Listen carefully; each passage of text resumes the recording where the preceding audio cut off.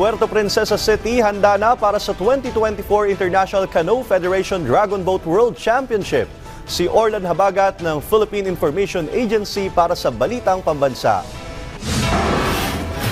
Mas pinaganda ng pamahalaang panlungsod ng Puerto Princesa ang City Baywalk na pagdarausan ng 2024 International Canoe Federation Dragon Boat World Championship na magaganap simula sa October 28 hanggang November 4. Ito na ang isa sa pinakamalaking sports event na magaganap sa lungsod ngayong taon. Nilagyan na ng mga bleacher ang City Baywalk upang mas maganda ang panunood ng mga bisita na nais sumaksi sa nasabing event. Sa huling pag-uusap namin ni Coach Len, nasa 80% na tayo. Yung hindi na lang natin almost na ilalatag pa, yung mga ilalatag natin sa dagat, which is siguro sa sama ng panahon, hindi pa mailatag. Pero nandiyan na yung mga gamit, yung mga technical people na magkakabit niya, nandiyan na.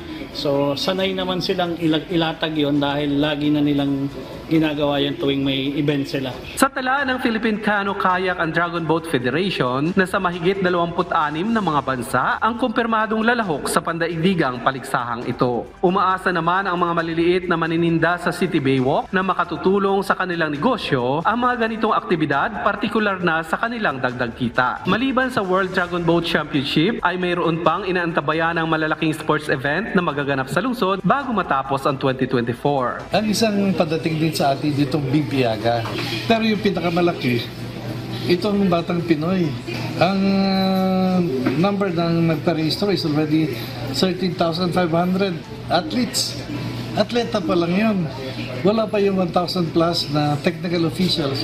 Sinabi naman ni Mayor Lucilo Bayron na hindi lamang ecotourism ang pagtutuunan ngayon ng city government, kundi pinasok na din ito ang sports tourism. Dati isang tourism lang ang ating tinutuunan dito. Nakapokus tayo. Ecotourism.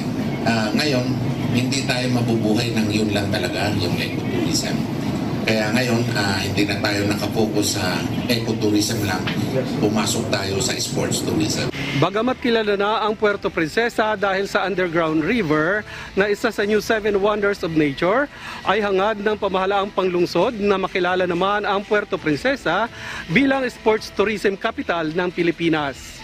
Mula sa Philippine Information Agency Palawan, Orlan Habagat para sa Balitang Pambansa.